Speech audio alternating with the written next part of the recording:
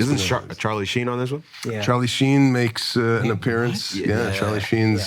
He's in the trailer. Yeah. Chuck Lorre and Charlie Sheen, they kind of parted ways after 2.5 Men. They had that big blowout. And this is kind of the reunion of Chuck Lorre and Charlie Sheen. Wow. So I collect, he plays himself. So he's running a poker game out of a rehab facility that he used to go to, and he's not in the rehab. He's just running the poker game, and I go to collect money because I'm his bookie, and he's in 2 of the episodes. So wait, so how was Charlie? Was he cool? He's cool. Great guy, very humble, very quiet, very quiet, very professional. I mean, this guy's been acting, God knows, 40 years. Sober? Running line, yeah. So he's clean and sober. He's back in. He was. Did he reflect at all on that time where? No, that never brought up.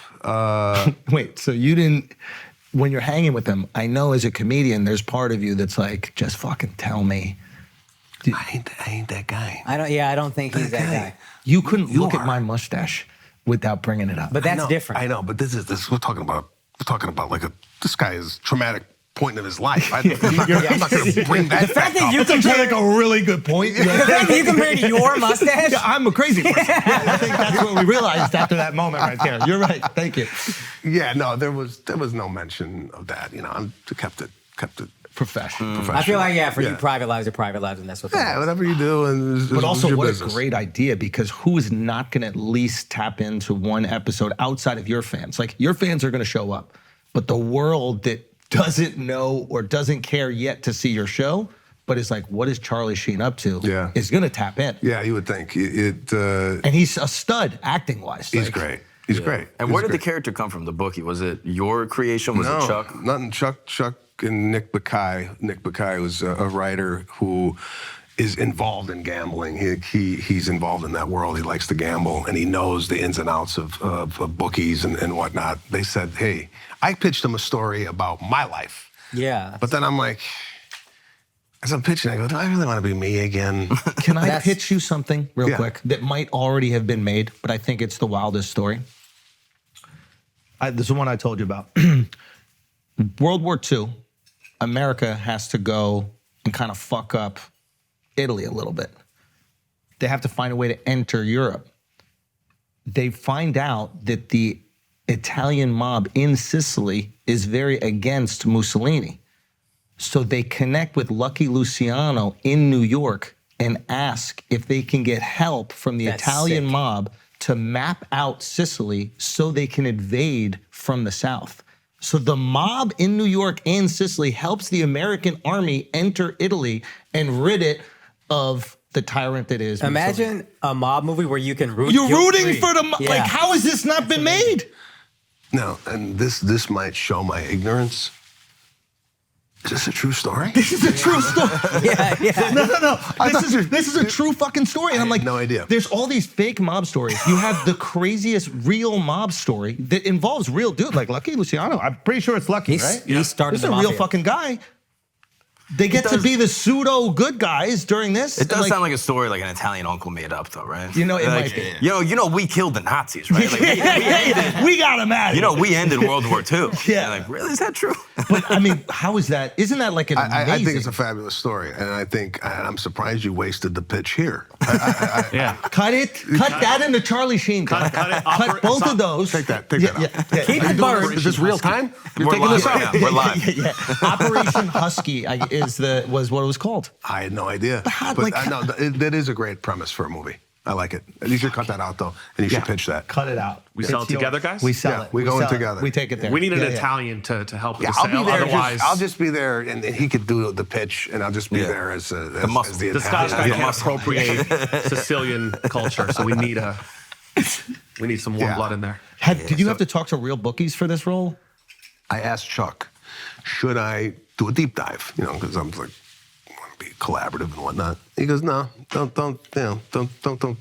We want you. We want you, not what a traditional. Yeah. How much of you did you feel comfortable bringing onto this? A lot. Okay. A lot. I mean, I play a very sympathetic bookie.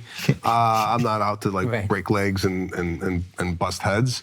But yeah, he wanted more kind of my take on it, not so much.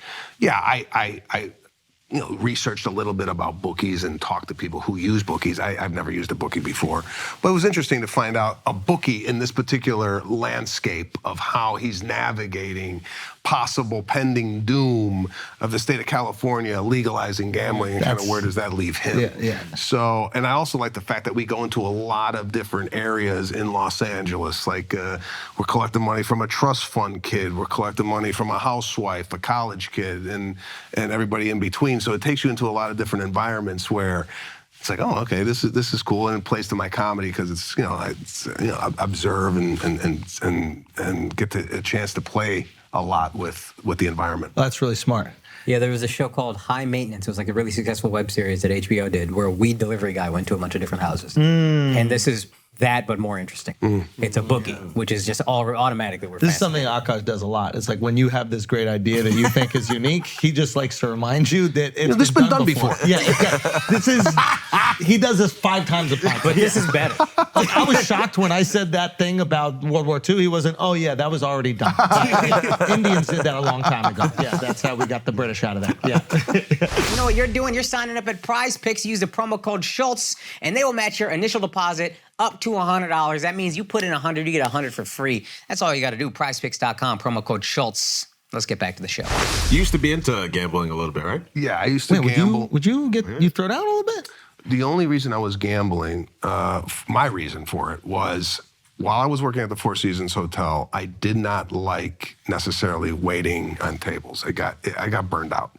So when I would go to Vegas, I would gamble hoping I would win so I could take off work and concentrate more on stand-up.